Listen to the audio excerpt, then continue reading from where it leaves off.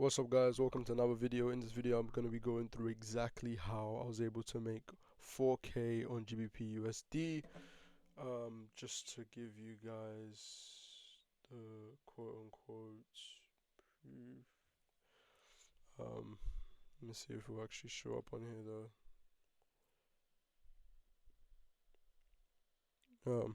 Yeah, and that's on the FTMO. Now, what we did was relatively interesting, but quite textbook at the same time. So, of course, before pre-market, I already looked at the charts, even from Asia session. I saw that it was a quote-unquote uptrend. Of course, I don't personally trade GBP USD in Asia session. If I did, I would have been looking for like a break of this exact sort of trend line going downwards and then taking longs off there, which would have been a good setup. But like I said, personally, I don't do it. Um, then what I looked for was a sweep of Asia. I do have this indicator. It's called the Asia range. It shows the range of Asia. So I was looking for either a sweep of Asia high or sweep of Asia low. That's always what I look for. If I don't get a sweep of some sort on the higher time frame, I don't enter. So I look for the sweep right here. So we did sweep it around 6:30.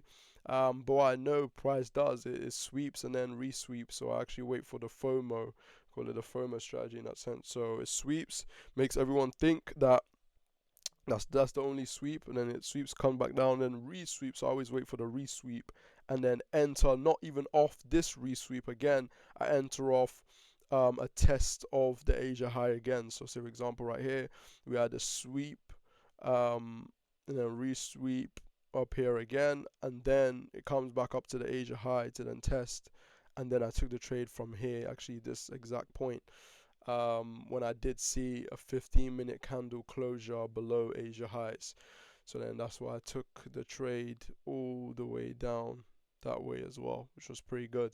Of course, it was quite choppy. It was coming down all the way down here, coming back all the way up here, coming down, up, up, up. But it was relatively good in that sense as well.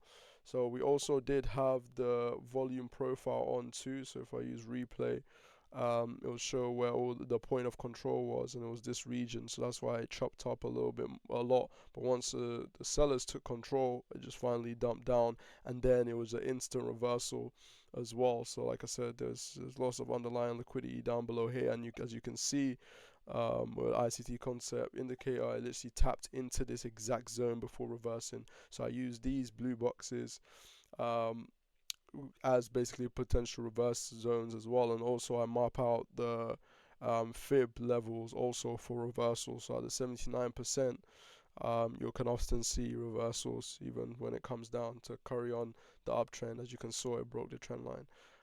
But yeah, so when it says here it needs to break, there was actually a 4-hour fair value gap right here.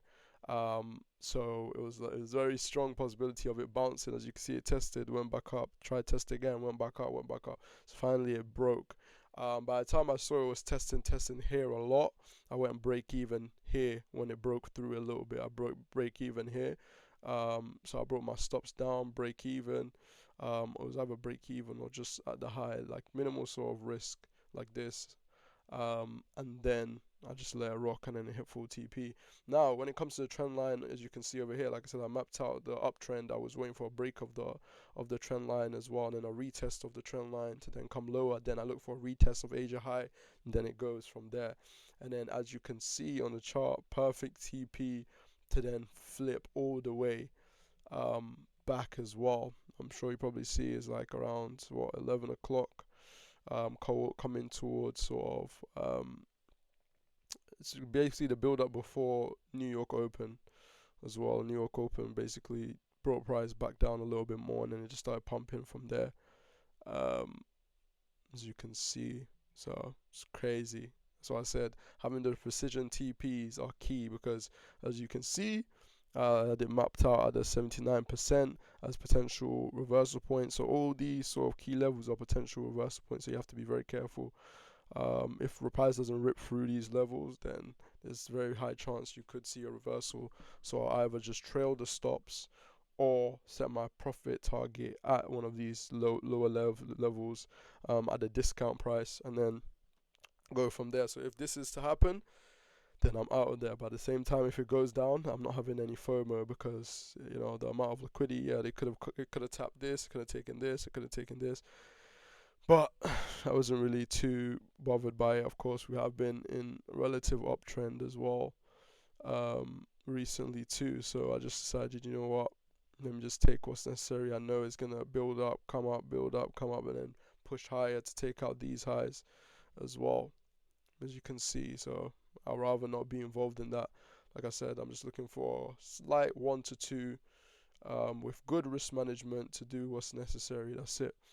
But yeah, very, very straightforward, very, very textbook. Like I said, all I look for is a sweep of Asia high or Asia low, or previous day high, previous day low, some sort of high liquidity sweep. And then I take my trade off the retest of that level again. So I don't just take it when it sweeps it, and then, because sometimes it could be a continuation. So I take it, I wait for it to sweep it, tap back in, sweep it again potentially as well. A lot of times it may not, but sweep it once, tap back in, and then test the range. Like this is the Asia high, test that range again, struggle to break it. Like I could have even taken another entry on the third attempt, but I just feel like if it's struggling to break it even on the first or second, then the third shouldn't break it from there. And that's where you can even have your break even point at the let's say if there's a big FVG, like a 4-hour FVG right here, that's where you can have your break even point right there. So as soon as you see it at this 4-hour FVG, put it at break even, because that could honestly reverse and shoot up. Yeah, you get more break even trades, but you also lose less as well, especially for 1 to 2 trades that can add up relatively quickly. But yeah, I hope this made sense. I hope you enjoyed the video. If you want me to make any sort of other type of videos, please let me know in the comment section. We also have we have quite a few funded accounts. We have that we need to pass, especially as well. We've got a lot of valuations. So we got 5 Lucids, 1 top 1 futures funded account. We have a GOAT funded account as well. GOAT funded futures account. We have an FTMO as well. So what I want to be doing for next week is just literally videoing every single trade that I take. I actually videoed this trade as well live, but it seems the my storage ran out. So next week we're gonna be documenting every single trade that's taken, especially New York session on the 5 Lucids as well. We're gonna be trying out the new platform called Trade C. If you guys are using Trade C right now, let me know your thoughts in the comment section. Also, let me know your thoughts in the comment section on how your trading journey is going so far and how you're enjoying it or not.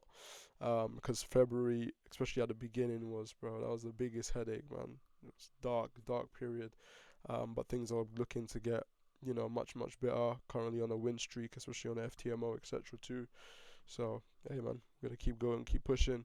Appreciate you guys for watching the videos and showing love on all the platforms. Honestly, it is amazing to see the reception, and hopefully we can stay together and crush it together. Appreciate you for watching. See you in the next one. Peace.